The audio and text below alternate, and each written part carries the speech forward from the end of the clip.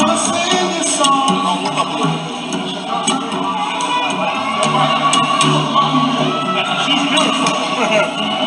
we go.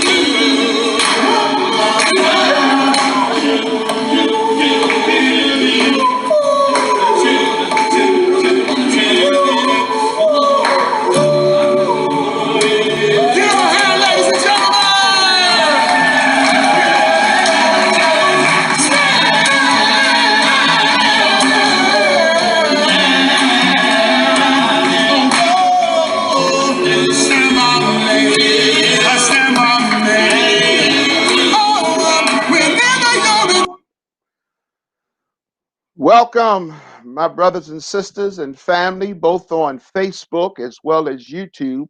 Welcome to another edition of our weekly live stream talk show that's entitled Let's Talk About It.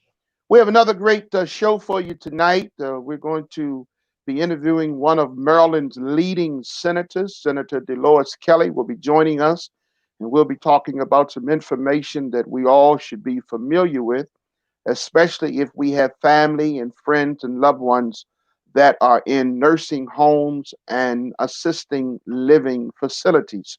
And so our topic tonight will deal with the virus, coronavirus, as it relates to these institutions. As you know, so many people have contracted the virus, and we are now up over 118,000 people in this United States that have contracted and lost their lives.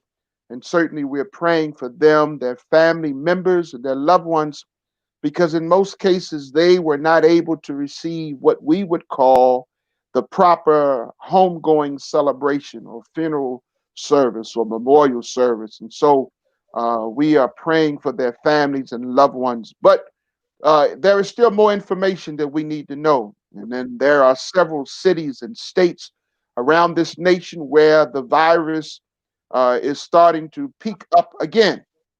And so we want you to know that we cannot let our guards down. We cannot be complacent with what's going on. We still have to be vigilant.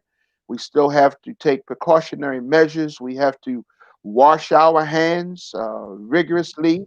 We have to wear our mask.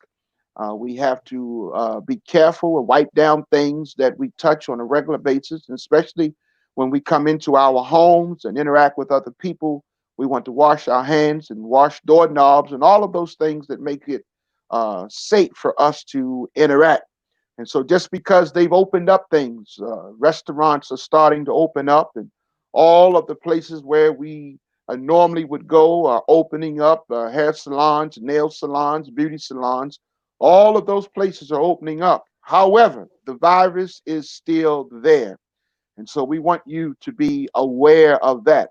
Do me a favor, those who are on Facebook, I need you to like this page. Not only like it, but we need you to share this information. Click share. And then also you can comment. You can comment. If you send your comments in, we will see them and we can respond to you. Those persons who are on YouTube, uh, we want you to subscribe to our YouTube channel. That way, you will get notification each time when we come on every week. And then, especially if you hit the little bell on your YouTube channel, there it will give you notification. We are grateful this evening to have our co-host sharing with us once again, Dr. Joseph Davis.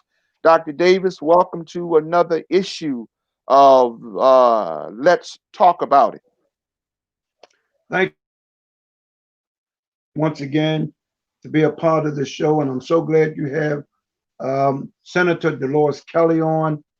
There are some questions I do want to um, ask her at the proper time, but I'm just glad to be aboard and hoping everyone is safe and is doing well. Yes, sir. Yes, sir. Yes, sir. Yes, sir. It is always a great opportunity whenever we can have our elected officials sharing with us and being a part of what we do. We have, as we stated, the Senator Delores Kelley sharing with us, and we are happy to have her with us. Won't you give her a round of applause? Senator Kelley, welcome to Let's Talk About It. Open the mic. Senator Kelley, you all right? Your mic is muted.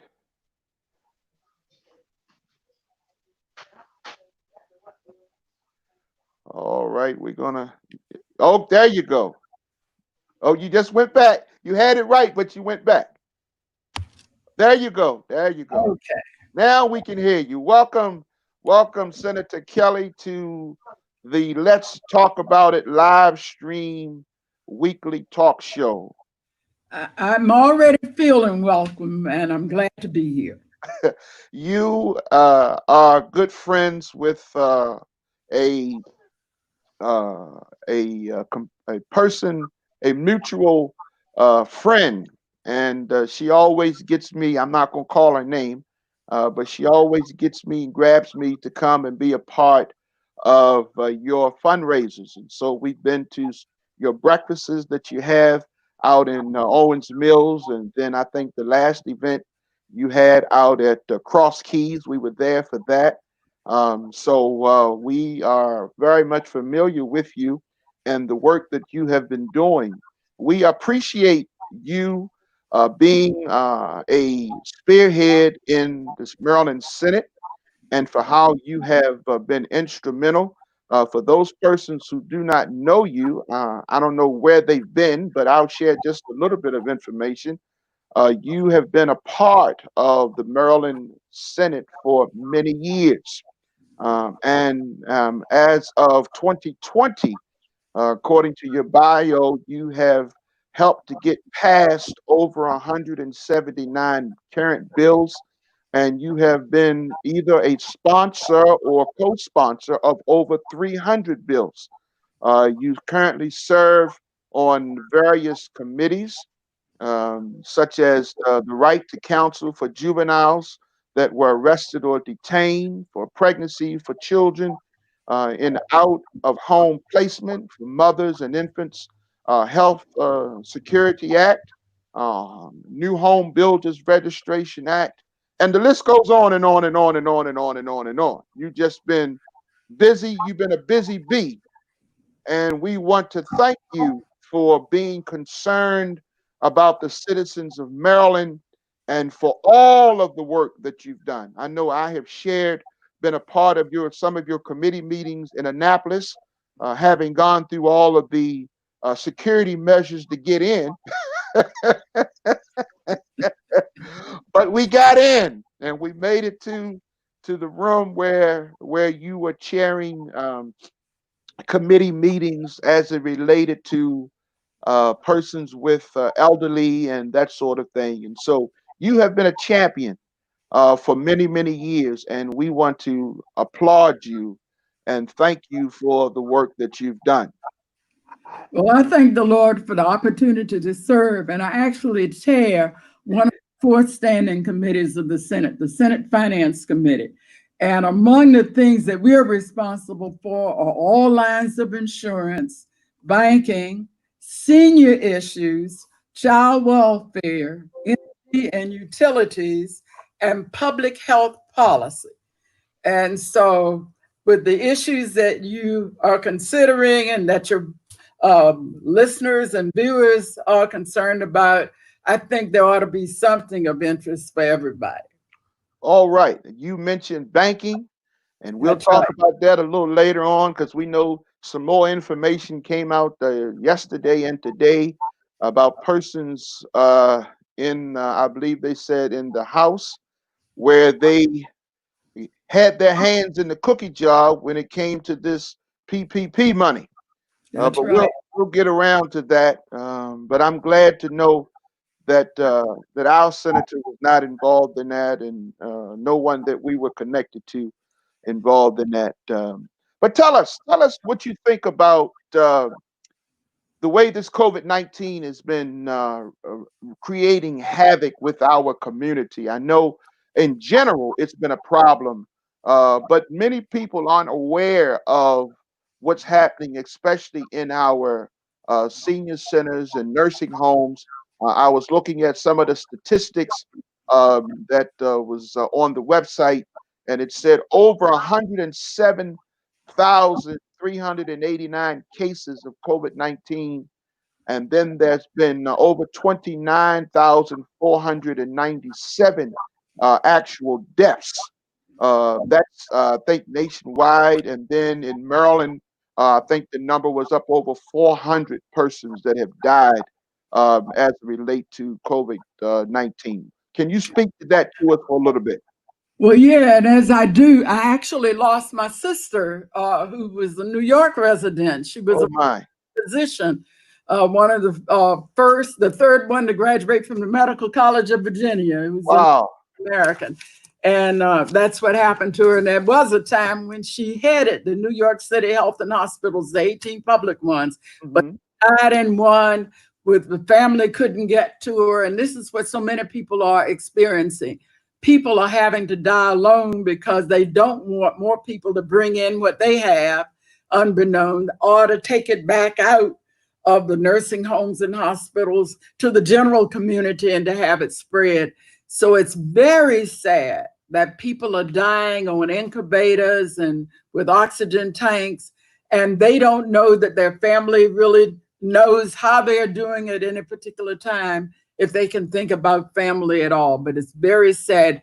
If we want to use telemedicine for something, we surely ought to have some video screens where families could view their loved ones and wave at them or send them a kiss so they know that they are not forgotten and that the Lord is with them. But one of my concerns about the whole thing is that we have not been getting good information. You see something daily in terms of supposedly the number of deaths and the number of people in the nursing homes. Today's paper, actually, the Sun paper actually tells you in one article that they have had to force the health department to admit, and we're talking about the Maryland State Health Department, appointed by our governor, that they haven't been giving us cumulative figures. Normally, if you're getting a figure every day, you figure whatever the yesterday's total was, you would just add the people who in the next 24-hour period are added to it. That has not been happening. And so we've been getting bogus numbers. And some days they're just giving you, when they say, well, things are better, those that died today, but they left out everybody that died March 16th up until the day, and it's not cumulative. So take a look at today's Sun. They really do admit that. There are a lot of other problems in that. In Maryland and in the rest of the country, most of the seniors who actually live not in their own homes, but in community settings, are not in nursing homes. They're in assisted living. Okay. Little step down in terms of how much it costs you a month to be there. We have tens of thousands. And every time I kept looking at the statistics and I would see what they would say for nursing homes, sometime way down in paragraph 4, they'll put one word, assisted living, and they'll say, and. You weren't getting anything separate. And most people of color who are living in congregate living in their old age are in fact in assisted living because the costs are a bit less. Okay. The average cost in assisted living is not cheap, however. And so if you've got a little pension, you work many years, and you've got your Social Security, what many of us are doing, if you don't have family nearby, or they don't have room for you to live with them, or you don't want to because you're independent minded, you go to assisted living. Mm-hmm. About 1,500 assisted living. They're in every county in Maryland. Okay. They're run, some are for-profit, some nonprofit, and some are connected with religious organizations. The average monthly fee, though, is about $3,500 a month. So they're not cheap. No. People's Social Security or what little pensions they have, it all goes toward it.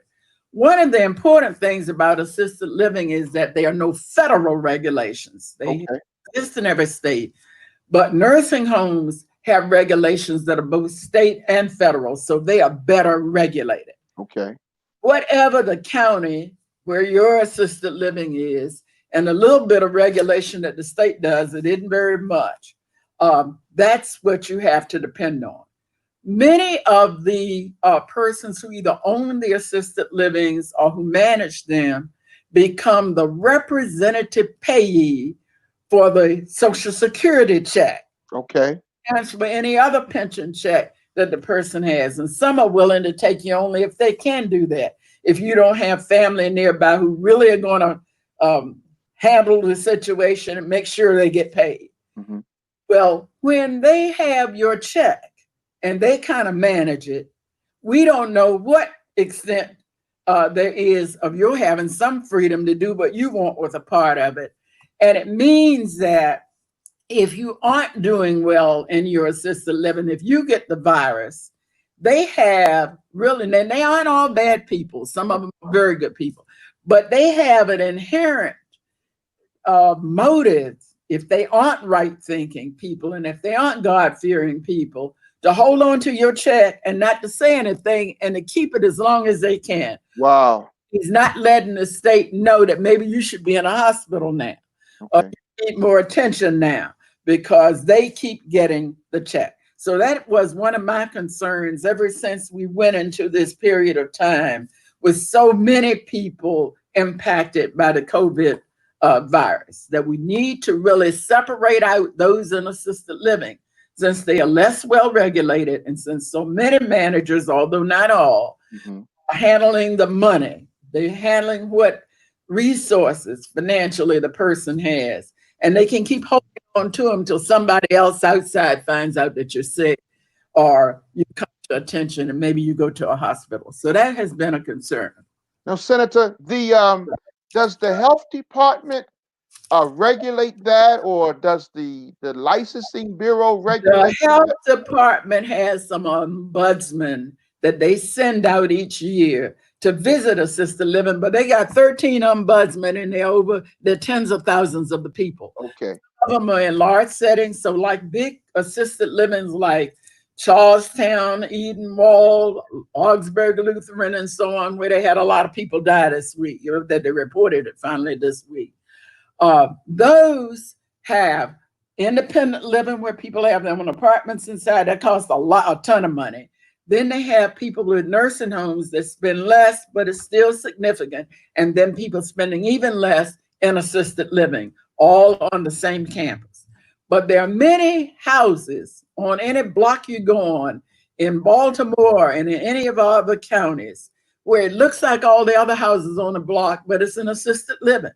You can have from, if it's a big house, maybe 8 or 10. If they put two houses together or put a little passageway in between, it might be 30 or 40 people in assisted living. And so you can't do any thing about handling it. You have to deal with what the assisted living entity has you do. And so that's one of the concerns, that they're not that well regulated, and that in some cases you have people 6 or 7 in one house. In other cases, they might have 2 people in one extra bedroom and they share it. And if the 2 people sharing the bedroom don't get along well, means that is the problem. So they aren't that well regulated. Most people don't know that they're there. Now, I get in my district a lot of calls because there are neighbors who call the police to let them know in some cases that they think some of these people are not well attended to. Okay. Somebody on their walker keeps getting lost. In some cases, they get good attention and others not because we don't have great regulations. Right. But that's what assisted living is about. They are dying in there.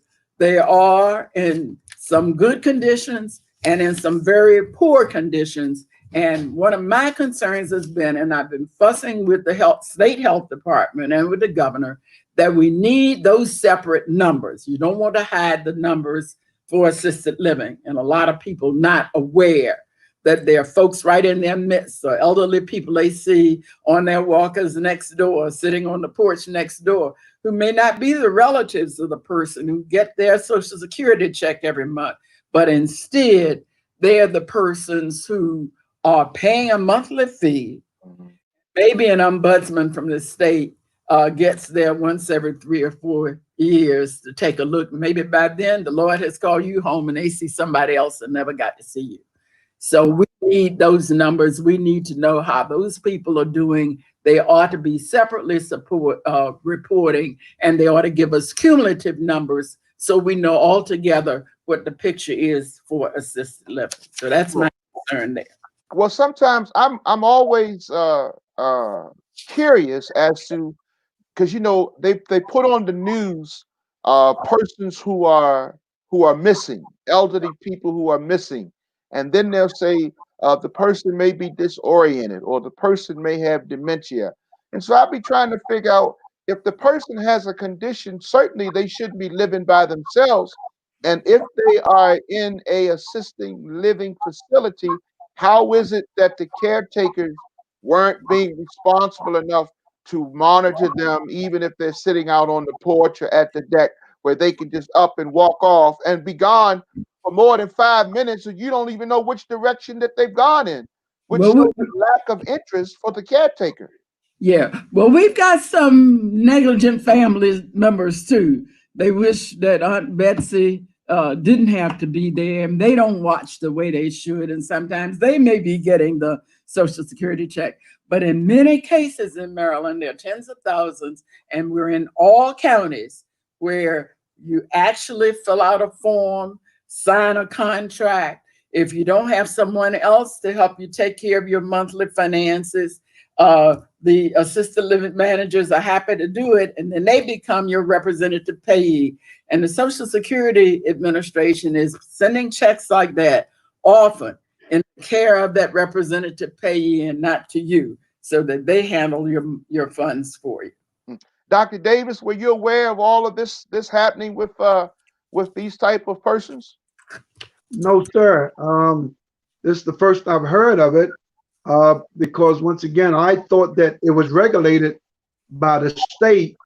I thought they had somebody over the assisted living and nursing homes that would come in and check at least once a month, twice a month, as to what's going on and stuff like that. That's what I thought. But Senator Kelley is informing me tonight that none of that's going on. And so So to me, it There's a seemed like, little bit going on in that with 13 ombudsmen for all assisted living in the state of Maryland, you got tens of thousands of people in 24 counties in Baltimore City. It means they can't get around to everybody, but maybe once every few years. And so a lot of them will get sick and will die going to see the Lord before anybody gets to see the particular person. Wow. wow. Gee. So that's Well, okay. Another concern I have is that during this COVID period, we haven't done very well by children either. Oh my goodness. Yes. And when you think about it, the state superintendent of schools, who was preparing to retire when all this came out, initially that we were going to be impacted by this pandemic, announced that maybe mid-August they may start school. Well, they haven't done right by the kids, and they didn't have a real plan.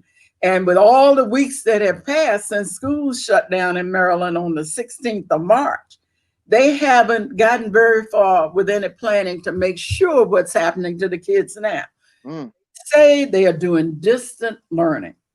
Now, distant learning could be internet or broadband, and you got a laptop or a Chrome or something at home. And for rich kids and very high level middle class kids in parts of this state, that is true. Okay. If you live even in the richest part of the upper north part of Baltimore County, there is no broadband. Okay. So people up there with the horses and big estates don't really have broadband. But if you live right. Eastern Shore, where all these people are dying in the chicken plants, only a couple of the counties on the Eastern Shore have any kind of high-speed internet at all. What? They are sending out lessons by the internet. The children aren't getting them. Also, Wow. about it, while there's internet service in Baltimore City, there are whole blocks that don't have any. And many people who are essential workers are low-wage workers. So these families are being hit in multiple ways. First of all, if they had a young child at home or a toddler, while everything was open, maybe they had that toddler in daycare. Okay. They shut down most of the daycares, if you remember, on March 16th. Yes. And Right. then at the same, so it means that their 7 or 9-year-old is now the babysitter because the mother must go to work. And then the child that should be getting a lesson on an internet that doesn't exist in their household isn't getting anything. And in fact, while some schools are giving out and some libraries and some community centers, some food now and then, and God knows the people need it. But on a daily basis, the child who used to get free and reduced lunch isn't getting anything except if there's something in the refrigerator the child knows, so they can maybe put some peanut butter on a piece of bread. So you've got children in large numbers in major parts of this state now are the caregiver for the younger children. The parent can't stay home and work from home like people with higher level jobs. Their parents have to go to work. Okay. Have to ride on public transportation where everybody's close together, you can't distance. So if somebody is sick on that bus, or on that subway, that metro, are likely to bring it home to the rest of the family. In the meanwhile, another concern, and teachers are talking about it, is children who had disabilities, children who had emotional problems, and who used to have the benefit of counselors and social workers. They haven't seen anybody since March 16th. Now, some of those are the children who are now expected to take care of the younger children. They're unsure where their next meal is coming from. Many of our school districts have finally reported that some children that they say they sent a mail out package of information to. Now you imagine the kid getting a package and supposed to do their work from March 16th to now, haven't been heard from. And we don't know what has happened. There are social workers in Maryland who tell us they're concerned particularly about kids in households where there was any family of child abuse of any kind, because a child like that may not have been seen by any adult. If they were in school now and there were a problem, maybe somebody would notice something. Right. Would be brought to the attention of authorities, at least to investigate. But children like that are probably going through hell right now and trying to be the parent. They're hungry. They haven't received their homework. They have no way to get maybe several blocks away to a church or a center that once or twice a week is giving out free food. So our children are suffering in many cases right now. And we won't know altogether until they are back in a school setting, maybe, how they have made it. Now, what's interesting, the state superintendent of the school announced that maybe around August 16th, they may try to have school. But they're talking about whether because they need more distance, because you can see the numbers are starting to go up again. Right, right. So they can't put 30 kids in the same classroom they used to hold them. Maybe it can take 15 or 12. So the schools will run out of room unless they probably let some kids come some days and other kids come other days. Now, if you think it's a mess now, wait until they have to remember which days do I even go to school. It's not Monday through Friday. How do I get there? What's happen to my little sister or brother if my mother is still an essential worker and they can't stay at home? They have to go to work. And think about it, when we held hearings 3 weeks ago on Chrome for from 1 p.m. until 10 p.m. at night, I sat and listened to 1,078 people tell us that we're about to lose our home. And a lot of people have been evicted because the unemployment that they were due, they have not received. Some get through to let them know. And at the time, I kept saying to our state secretary of labor, why don't you stop forcing the ones who already got Social Security and you have certified, why make them recertify every week? Well, people were taking 10 and 12 hours and spending all night long till time to go to work the next day, trying to get through and trying to get their case considered. And we were clogging everything up by making the people that they had already certified recertify every week. So they have finally decided this week they won't make you recertify but once every 2 weeks, whereas you were having to recertify every week, which means you needed 9 or 10 hours online. So imagine all of the parents who are essential workers, they work all day, they come home tired, do what they can. They don't know if the teacher sent some work for the child or not, and if they don't have internet, they didn't get it that way. And then they up all night on the phone trying to get their unemployment insurance, and it hasn't happened yet. And we still have, as of this week, about 45,000 Marylanders who from March 9th, 16 to now have not been served by unemployment. So Senator Kelley, I thought the governor put a stay on evictions, or has that passed? It is almost about to expire. All right. Is there talks about extending it, or there's nothing right now? Some people couldn't stay there because they couldn't pay the lights and gas if it was on them. Even if you said you can stay there, if they don't have electricity or utilities, they had to go find relatives or somewhere to go. But I thought the utilities were forbidden to be turned off. I thought they weren't supposed to turn off the gas and electric, the water, and the cable. They said that for a while, but imagine if you spent all night trying to get your unemployment, you weren't also on. You got to be able to get casework done. Right. It needs to know your situation. And imagine these people who are essential workers, they got to go to work. They can't spend all night long. And then the services, as I told you, for unemployment, they aren't open all night long. Right. They were closing down the unemployment lines from 3 a.m. to 5 p.m. for service, and they still weren't getting good service. So A lot that we think has happened for people has not happened. A lot of people are going through hell. So what's the answer? What are we doing, or what are we challenging the governor with to try to help people that's got facing these type of situations? Well, I would start by saying this. They have brought down unemployment numbers from about 300,000 down to about 50,000 still waiting. And every senator and every delegate in this state is hearing from constituents every day. There's no way we can forget it, who still haven't gotten a cent.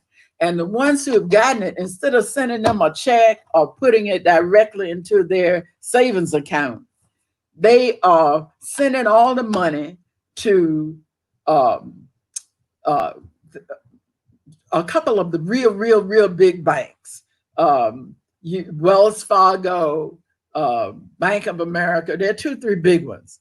And then those banks have to create a debit card as if you were their customer. You may use them in your life. And then you got to wait to get the debit card. And the debit card is a lot of trouble. If the money went right into your own account, you can draw it out and use it for what you need. But imagine needing to be there in person and keep signing in person to use a debit card after it takes you weeks after you are approved to get the debit card in the mail. So things have not worked out well for the people who need resources most, and they needed them right away. And what we have to look at is that people who are better off are home working on their computers. They are considered from people in churches, in school systems, in colleges, in office buildings that have windows on the 16th floor. They all are working at home. They can do what they do using their internet. People who don't have the internet are people who give vital services.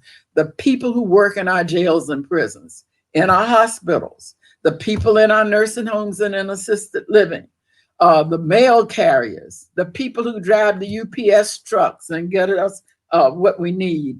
All of those people are essential. They will lose their job altogether if they don't go to work. So they aren't living in the same universe. They aren't having the same level of freedom to live their lives in a way that works for them and their whole families. And many of them are in multi-generational family. Grandma is in the house. Aunt Sue is in the house. The parents of the school children are in the house, and the baby's in the house. Okay. And, people are struggling. So we need more to be done. What can we do as citizens to help you all that are in representing us on the front lines as far as government officials? What can we do to help try to get something enacted or passed? Are there petitions going around, or how can we help you? Let me say this. Just like the young people have gone to the streets about these murders and this police misconduct, we may need the rest of you, even if you aren't sure what the answer is, to write a letter and say, I have these 3 questions. Send to the governor. For an example, the governor gave a $12 million contract to a company called Trade, some kind of trade, and the company was 6 days old. That's all the company was, 6 days old. When he gave him a $12 million contract to get this PPP, these materials that are needed by people who are taking care of others in hospitals and in nursing wards and so on. The people who got the contract have never delivered. So the governor has stopped the contract, but $6 million of it had already been given out as a deposit to a company that was 6 days old. So you might want to get a lot of people doing letter writing to the governor. What has happened to that $12 million contract? Mr. Governor, do you have the $6 million back that you gave out as an initial deposit to a company that was only 6 days old? What you saw with them standing on the top at the airport because they got some materials from South Korea, and that was another big contract. That stuff is still locked up in a factory. They didn't know that the reagents, the chemicals that needed to be used or what they got were not the right, that don't go with the stuff they bought. What? That's right. So it's not being used. There are all kinds of things. So I would just say if we started a letter writing campaign, you need thousands of letters to go to the governor and to the state health department asking questions, and to the secretary of labor about what more do we need to do, or do you need to do to stop our neighbors who don't have their unemployment checks, because many of them stopped work not because they wanted to. They stopped because we closed down the businesses and said you couldn't go. And now they can't get the checks. And we understand there's still over 50,000 people like that. Give us a report. Dr. Davis, have you heard from any of your members that have been facing issues that Senator Kelley is talking about? Well, as you know, I told you that we had to bury one of our members just last Saturday because she died of COVID-19. She was a nurse, LPN nurse at the nursing home. And I'm wondering, did she have the protective gear that she needed to go to the nursing home every day to deal with these people? Well, the gear is supposed to be given out when you get there for your shift, because see, many of these people are not well paid, and the same nurses are having to go from one nursing home for the morning shift, and then they get another part-time job to go to a different one in the evening. They take the bug from one to the other. Wow. Now, on getting back to the children, because that's another concern. What plan do they have?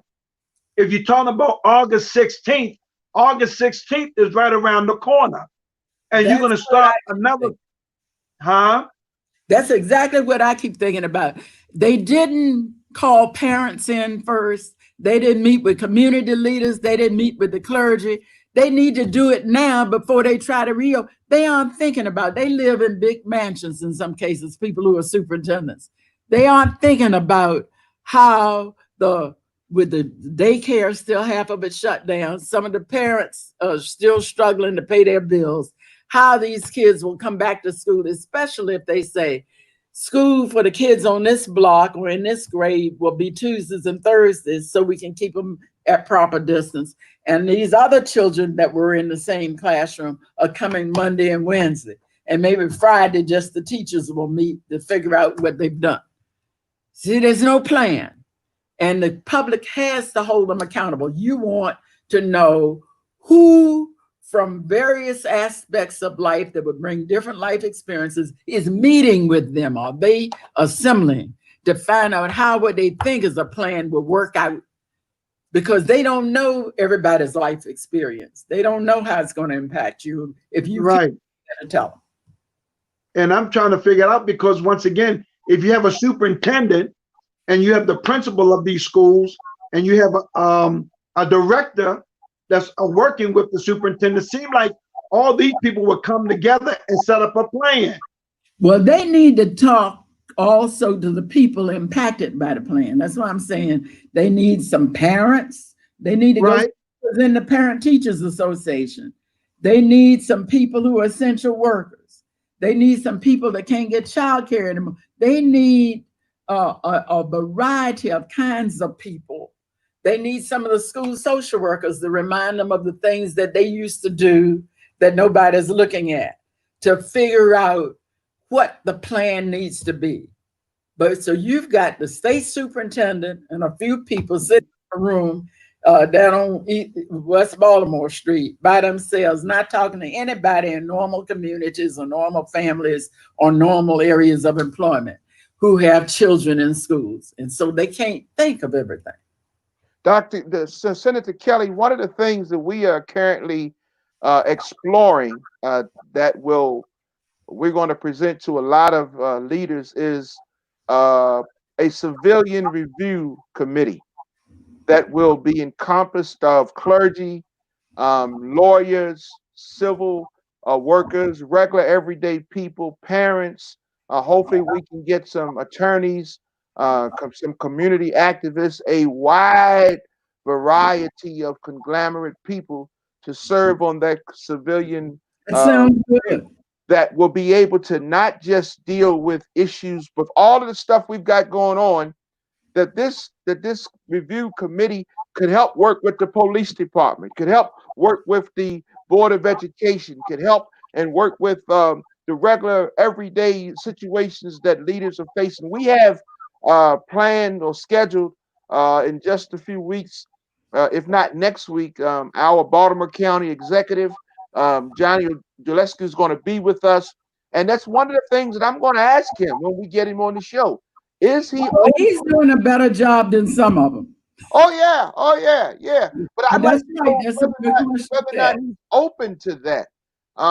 Because I do find, I live in Baltimore County, I find him more open than the recent ones we've had in the past. Okay, all right. Now, you talked about this letter writing campaign. If you could have your office to give us the names and addresses of whom we need to contact for this letter writing campaign and the various agencies, I will see to it that our followers and viewers get that information so that we can get on that right away. Since you know who needs to be contacted and what they need to be contacted about, that will give us some homework to do, and we can get started on that, because we need to help you guys, those who are representing us. We need to help you guys to get things done. And when the people that you are challenging know that you have backers and supporters, then they're more apt to listen to you. I often tell people many times, a leader without any followers is nothing more than a person taking a walk. Okay, well, I'll take you up on that, but I would say do just what these young people are doing in the street.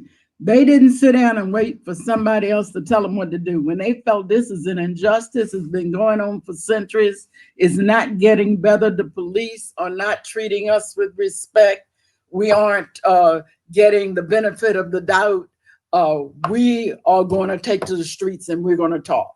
And I'm just saying, since these people right now are not on the street like the police, the people in charge of the departments, including our governor, if you send enough letters to the governor, he'll find out, they will get to the right department. But one thing we need is some people of color, some people who are at all different income levels, some people in all different levels of work, telling them their experience and what needs to be done that would help someone in their circumstance. Because they don't know, and they are making plans, and you can never make plans for other people when you don't know what their situation is. Well, you're so correct. And I don't have that many Black teachers in schools anymore. One of the things that we're doing, that we already have planned, we're just finalizing, fine-tuning the work on it. We're planning a drive along demonstration on Sunday, June the 28th. That we are going to do a drive along, because we're not going to march, because we want to be mindful of the virus that's still there. But we're going to do a drive along, and we're going to plan to gather at 2:00 at the 70 West Park and Ride. And we're going to caravan down through the city. We're going to make stops at certain locations: City Hall, the courthouse, the police department, and hopefully we're going to end up at one of the major churches. We're waiting for confirmation tomorrow evening for us to be able to meet at their parking lot. But we are planning a major demonstration where we're going to take to the streets. We're doing exactly what you're saying. We're taking to the streets, and we're going to bring awareness to these issues that are affecting our community and our people. And we're going to ring the bell. We're going to sound the alarm. We're going to engage in conversation, and we're going to force them to meet us at the table. Come to the table. If you care a lot about the vote that was just taken by the city council and the mayor on Port Covington, I think I read 48 million they plan to give them in city bonds to help them have luxury apartments and a beer tavern and a lot of stuff. I noticed that the incoming mayor, he probably will be, Brandon voted against it, and I think one other person, because they say we need more money for schools and we need more money for other things, and we do need more money for the services in our community. And so you want to even look at our city government and to ask, why are you voting, council, to empower a mayor to give all these millions of dollars, tens of millions of dollars of bonds to help there be at Port Covington, where I don't know how many Black people live there. It's an industrial area. To give them 48 million in bonds for a development that will include beer gardens and luxury high-rise apartments. Well, one of the things that they're looking at the paper, like some, like you do for some of these things. So you want to think about your signs. Maybe you want to get together and have people make signs about that, have people make signs about other things. There are 4 or 5 things maybe of concern to you. You want to have, you don't want all the signs to say the same thing. And plenty of people are now out saying, make the police do right. So you want to deal with these other ways in which we are not being served well, and people. Exactly. And that's one of the reasons why we wanted to talk to persons like you who are in the trenches, who are on the front lines, who are trying to get equity and fairness across the board, and dealing with stuff that some people are not really talking about, and it's getting put on the back burner, or it's not even coming to the forefront of our mind, and then sometimes the things that they propose to us up front is not really what we are looking for at the end. Because, for instance, the as you talked about down Port Covington, when they started that project down there, they claimed that was a link to the Cherry Hill community. That was supposed to bring up the Cherry Hill community. Well, go to Cherry Hill and give them what they need. They need all those services we've been talking about. Yeah, I mean, and the Walmart that was down there, the grocery store, it was only there for a while, then they took that out. So those persons have to travel extended distances to even get groceries. Well, that's right. We live in food deserts. So if they want to help the community that's hurting most, and that everybody is finally admitting has for centuries been treated in a disparate manner and not like true citizens, give us something. Well, we're gonna certainly keep working on it. We're going to keep shaking the trees. We're going to keep bringing it to the forefront of people's minds. We're going to still engage in conversation, because we want folk to know we can no longer sit by. Some folks say, well, now is not the time. And my question is, if not now, then when? When? You're right. If not now, then when? Right. Right now is the time that we need to hold our feet on the gas. This ain't no time to take it up off the gas pedal. We need to hold it to the gas, and we need to keep plowing forward. We need to bring people to accountability.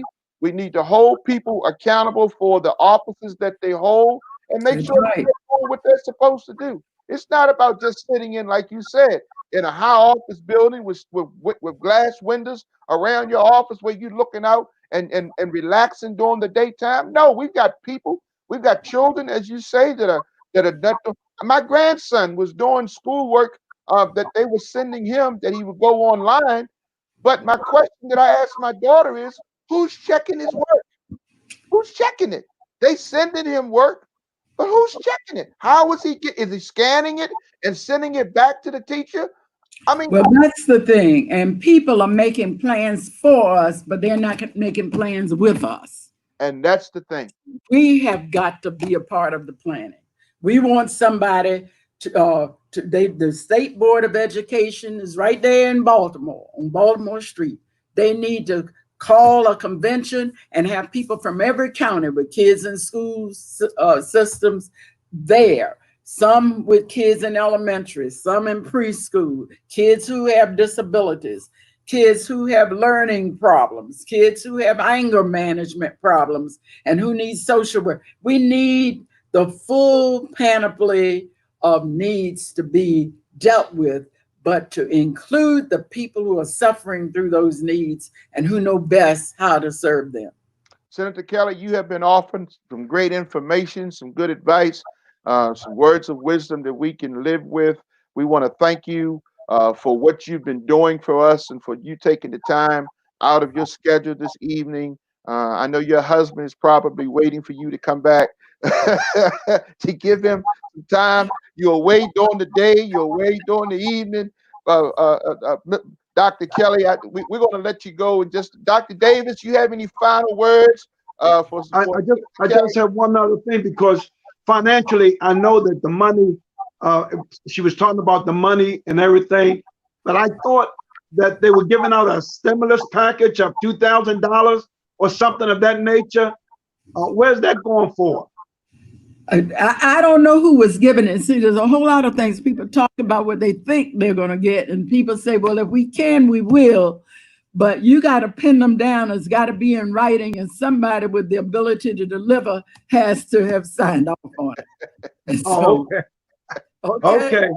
And I appreciate the opportunity to chat with you and to give you my thinking, and just make sure that the people they are planning for, those people are not stupid. They know what they need. They need to be in on the planning.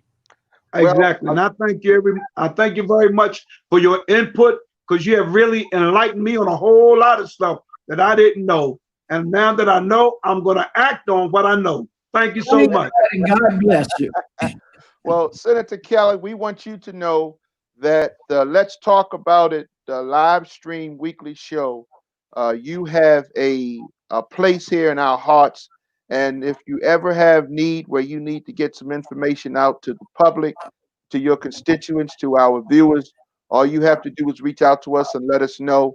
And we will certainly get you on the show where you'll have the opportunity to share with our listening audience. Any final words you want to give, or any final comments? It's been a blessing for me to be able to be here, and I hope that God will continue to bless you and every one of your listeners and viewers. Thank you so much again for the time. I look forward to seeing you around. If not nothing else, then to be at another one of your fundraising events.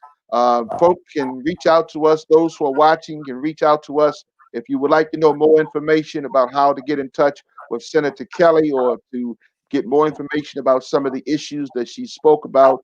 Our email address is on the screen. Yes, let's talk about it. The number 1 at gmail.com. You can reach us at yes, let's talk about it. The number 1 at gmail.com. Once again, we want to thank each of you for sharing with us and for allowing us to be a part of your evening. We're looking forward to our next show on next Thursday at 8 p.m. We encourage you to like our Facebook page, set your channel on your YouTube so that you'll get notifications when we come on. Invite somebody. Tell them that the Let's Talk About It show is sharing valuable information that will be able to help us. Once again, we want to have more information about our upcoming drive-along demonstration, but mark your calendar for Sunday, June the 28th. You'll have more information. Hopefully, we'll have it out to you by the end of this weekend. Thank you again, Dr. Davis, for sharing, for being a part of this event, being our co-host, as you have always been there for us. And so we want to thank you. Thank you again, Dr. Kelley. Until next time, you have been a part of us, and we thank you for joining.